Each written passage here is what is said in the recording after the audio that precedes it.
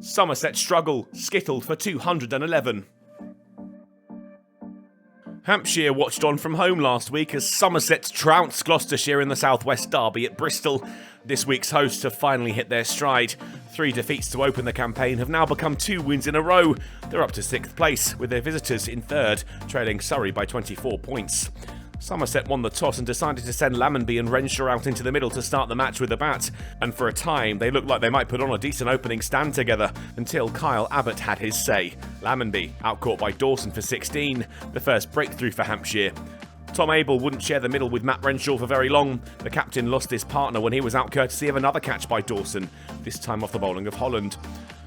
The Somerset skipper is blessed with bundles of cricketing talent, but on the occasion of his 100th first-class match, it was his football skills that let him down, out-bowled by Abbas, unable to kick the ball away from the stumps as it slowly trundled towards them. Hildreth and Banton preserved their wickets before the break, Somerset up to 58 for 3, Hampshire with their tails up.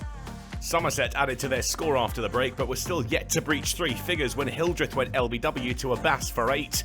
And they got a little bit stuck in the 90s for quite some time, and eventually that pressure told. Banton out LBW to Abbott for 24.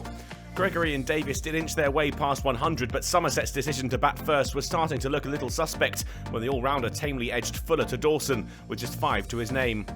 After being constrained by seam, the introduction of Liam Dawson's spin saw Overton free his arms with 2 sixes in an over.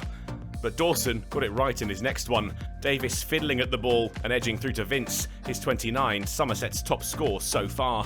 And they were in a bit of a pickle at tea, the score 154 for 7.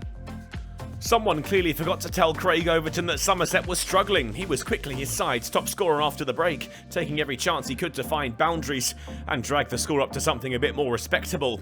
It was quite an innings from the England bowler who had dragged Somerset to 184 when he flicked Abbott to Organ in the leg side, out 6 runs away from what would have been a deserved half-century. His international colleague Jack Leach was the man that took them to 200, and the bonus points it brought too. A good recovery from Somerset, but they weren't out of the woods yet. That's about all Leach could contribute, out for 13, bowled by Holland. 8 balls later, the innings was over. Siddle bowled by Fuller for 5. Somerset, all out for 211, had their early season batting demons returned.